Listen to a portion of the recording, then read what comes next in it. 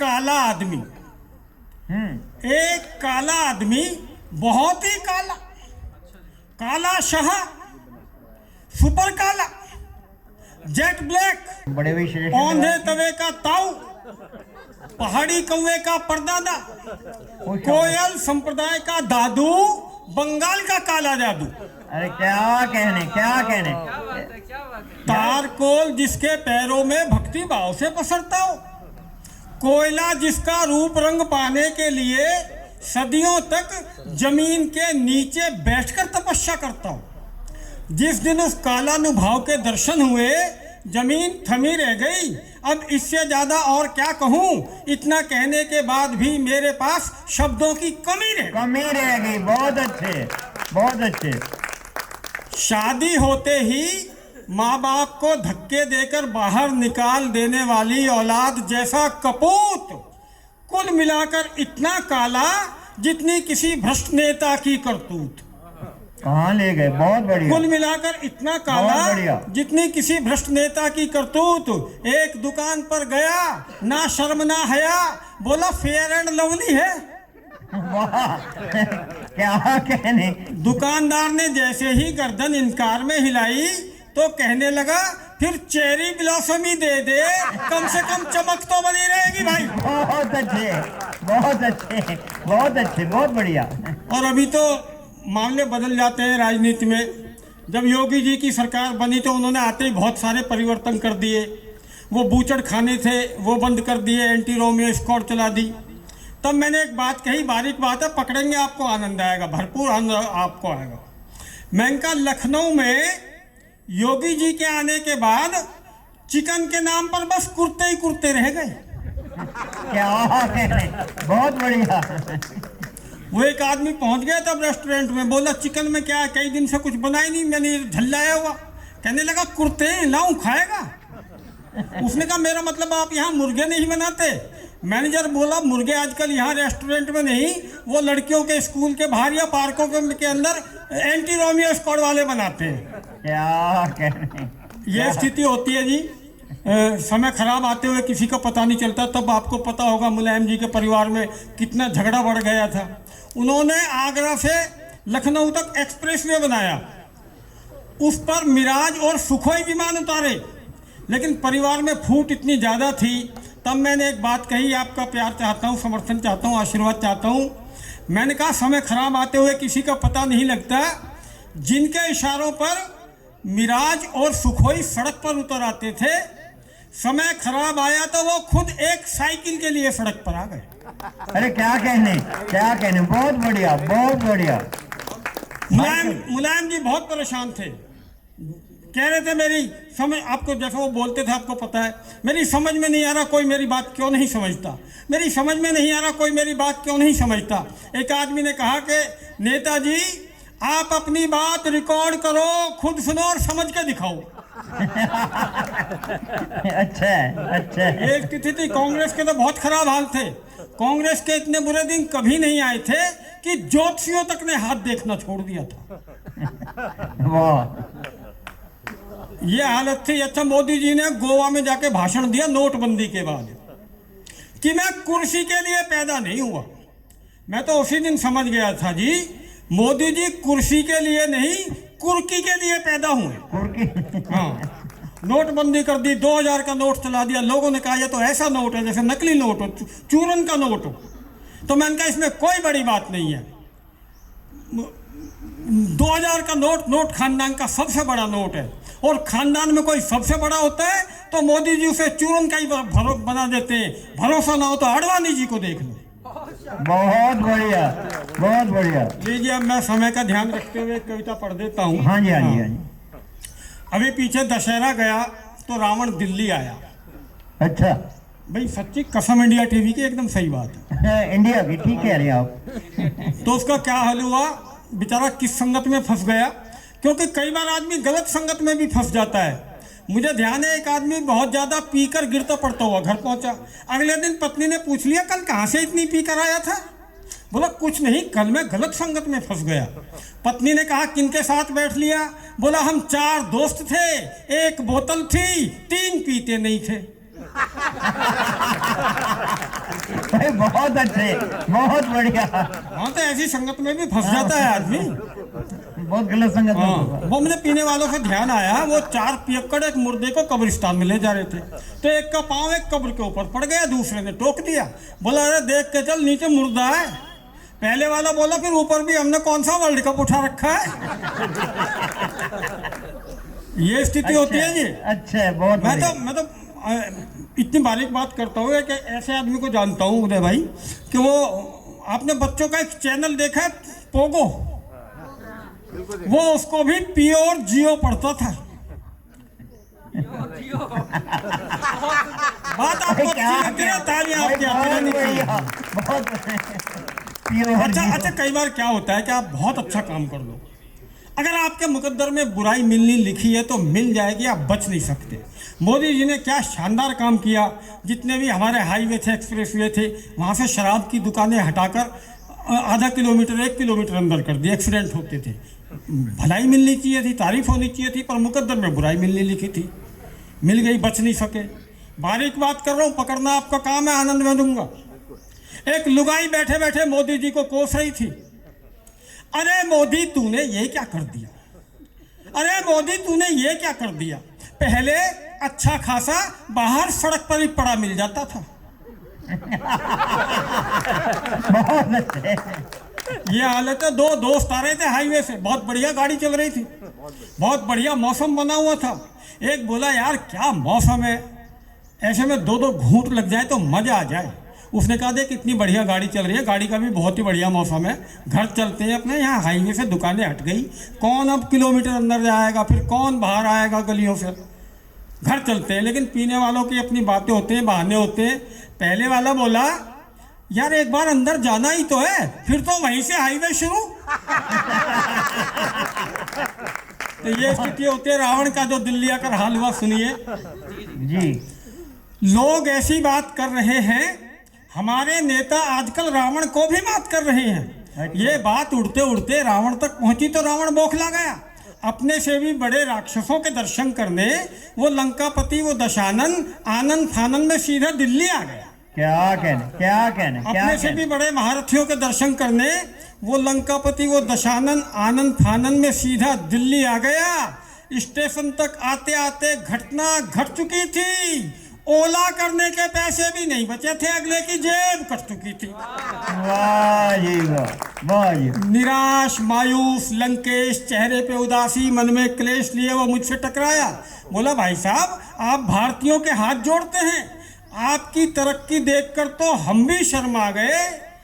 त्रेता में नाक काटने से चले थे, कलयुग में जेब काटने पर आ गए। क्या कहने, बहुत त्रेता में नाक काटने से चले थे, कलयुग में जेब काटने पर आ गए।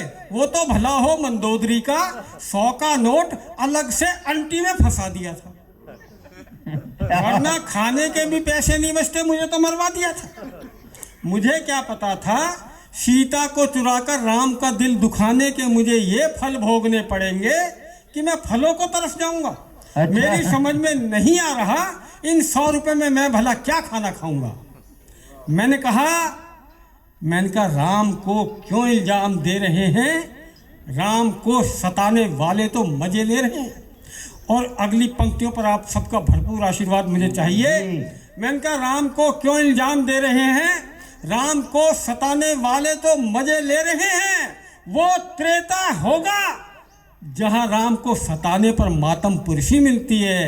ये कलयुग है रावण डार्लिंग, यहाँ राम को सताओगे तो कुर्सी मिलती है। बहुत बढ़िया, बहुत बढ़िया, बहुत बढ़िया, बहुत मुबारक। और रही बात खाना खाने की, तो चिंता मत कर, सामने ढाबे में 70 से 80 रुपए में बहुत बढ़िया थाली मिल जाएगी, तेरी तबीयत खिल जाएगी। जा, मैं इंतजार कर रहा हूँ, तू खाकर आ। रावण ढाबे में गया और जब बाहर आया तो अगले के कपड़े और मुंह दोनों उतरे हुए थे। मैंने कहा क्यों रावण, कपड़े क्यों उतार लिए? बोला उतार नहीं लिए, ढाबे वाले ने उतरवा लिए। मैंने कहा तुम्हारे पास तो 100 रुपए का नोट था। सुनते ही रावण रुआसा हो गया, पर किसी तरह अपने आंसू रोक लिए। कहने लगा मैं क्या करता, अगले ने 70 रुपये पर हेड के हिसाब से 700 ठोक दिए। 10 से बहुत बढ़िया, बहुत अगले ने बढ़िया। 70 रुपये पर हेड के हिसाब से 700 ठोक दिए, पर अब मुझे कोई गिला नहीं है। अब मैं यही सोचकर नहीं रोता कि जिन नेताओं के दर्शन करने के चक्कर में मेरा ये हाल हो गया, अगर सच में उनके दर्शन हो गए होते तो मेरा क्या हाल होता, तो मेरा क्या हाल होता। और अंत में बहुत छोटी सी एक आधा मिनट की एक कविता, आधा मिनट ही उसकी भूमिका में लगाऊंगा और वही भूमिका वही कविता है, लेकिन आपको आनंद आएगा। आजकल सीसीटीवी का युग है जिसमें सब आदमियों की हरकतें पकड़ी जाती हैं, हमारे नेताओं की भी पकड़ी जाती हैं, पर आप किसी नेता को अपराधी नहीं कह सकते। वो कहेगा कि अभी इसकी जांच चल रही है। इस बात को लेकर ही मैंने कविता लिखी है। यही कविता है, यही भूमिका थी, लेकिन आपको आनंद आएगा। सुनिए। महाधूर्त नेता से जब पूछा उसके कृत्यों को लेकर सवाल, महाअपराधी नेता से जब पूछा उसके अपराधों को लेकर सवाल, आप मुझे अपराधी नहीं कह सकते, अभी जांच चल रही है, कहकर गया टाल। और जाकर बोला अपने बाप से, देखा बापू जांच का बहाना लगाकर किस तरह टरका दिया चुपचाप से। बाप गलती से ईमानदार था, बाप गलती से ईमानदार था। बोला तुम्हारी ये नेतागिरी बहुत खल रही है, मुझे बापू मत कहो, अभी जांच चल रही है। क्या कहने। बहुत बहुत धन्यवाद आपका। बहुत भाई, बहुत जोरदार तालियों से स्वागत हो। और ऐसा हुआ कि दो आदमी एक दूसरे के पीछे दौड़ रहे थे। बैठे भाई, चलो खड़े हो रहे हैं। दो आदमी एक दूसरे से दौड़ रहे थे, एक तेज भाग रहा, दूसरा उसके पीछे और तेज भाग रहा था। तो किसी पीछे फिर पूछ रहे, भाई तू क्यों दौड़ रहा है? कि उसने तेरा बटुआ मार दिया, तेरा पर्स और कुछ चुरा लिया। कहते नहीं नहीं नहीं, ऐसी बात नहीं है। कहते क्यों, उसके पीछे क्यों भाग रहा है? कहते वो भी कवि है, मैं भी कवि हूँ, वो अपनी कविता सुना गया, मेरे सुन के नहीं गया, मैं इसलिए उसके पीछे भाग रहा हूँ। तो ये उदय ये ना कहे कि अपनी कविताएं सुना के मेरी नहीं सुन के गए। उदय जी, दीनदयाल उदय जी अपनी पता नहीं क्या कुछ प्रस्तुत करना चाह रहे हैं, करेंगे। बहुत बहुत धन्यवाद उस्ताद जी। और क्योंकि आज का मंच संचालक मैं हूँ, आप ना कहते मैं तब भी पढ़ देता, तो पर इस सम्मान के लिए दिल से शुक्रिया। और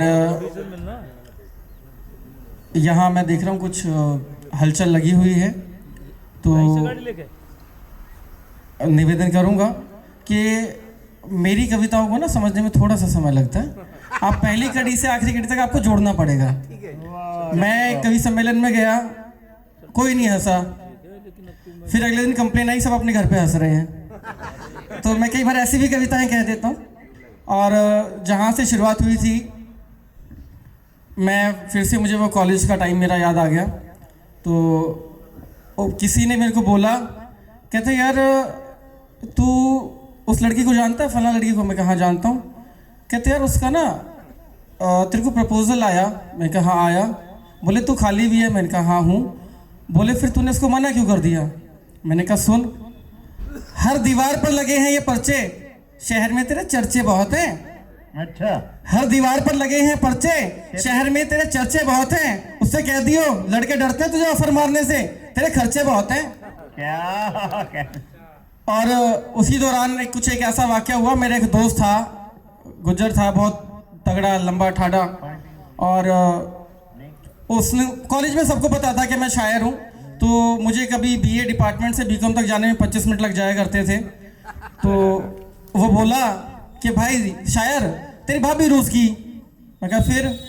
बोले कुछ ऐसा बढ़िया सा लिख के दे जो वो मान जा। अब पता नहीं सरस्वती किस मूड में उस समय आकर के कलम में विराजमान हुई। तो मैंने कहा देख भाई, तुझे कविता की एक तमीज़ तो है नहीं, ये पर्ची बना के दे रहा हूँ, भाभी को दे दी, चुपचाप सब कुछ सेट हो जाएगा। अब उसने भाभी को पर्ची दी, भाभी ने 4 बार पर्ची देखी, 4 बार उसकी शक्ल देखी, सैंडल उतारा, दे दबा दब, दे दबा दब, दे दबा दब, और भाभी ने पर्ची फाड़ दी। जी 18 साल हो गए, वो मुझे आज तक ढूंढ रहा उस पर्ची पे लिखा क्या था। तो आप लोगों के बीच में रख रहा हूं, उस पर्ची पे लिखा क्या था। मेरी मोहब्बत को अता ये इनाम करती जा। अच्छा, मेरी मोहब्बत को अता ये इनाम करती जा, अपने दीवाने के सर ये अंजाम करती जा, मेरी जान जाते जाते इतना काम करती जा, अपनी जगह दूसरी का इंतजाम करते जाओ। बस फिर तो पढ़ने ही थे हारो, बहुत बढ़िया यार, बहुत तो अच्छे। ऐसे भी वाकया हुए हैं। और कॉलेज में मैंने बहुत एक्सपेरिमेंट किए। कॉलेज टाइम पे मुझे जब भी कुछ नया दिखता था तो मैं उसी पे लिख देता था। तो उस समय का एक छोटा सा वाकया मुझे याद है, और आप बहुत हल्का हास्य है, बहुत हल्का व्यंग है, आप इसको एंजॉय करेंगे कि एक प्रेमी युगल एक साल बाद मिले, आपस में करने लगे शिकवे गिले। अच्छा, एक प्रेमी युगल एक साल बाद मिले, आपस में करने लगे शिकवे गिले। प्रेमिका बोली, क्यों इतने दिन नजर नहीं आए, क्या मेरे लिए कुछ तोहफा लाए? अच्छा। प्रेमिका बोली, आंटी कॉलेज के दिन याद आ गए। प्रेमिका बोली कि क्यों इतने दिन नजर नहीं आए, क्या मेरे लिए कुछ तोहफा लाए? प्रेमी बोला, ओहो तुझे मेरा नहीं तोहफों का ज्यादा गम है, मैं खुद चल के आ गया, इतना क्या एहसान कम है?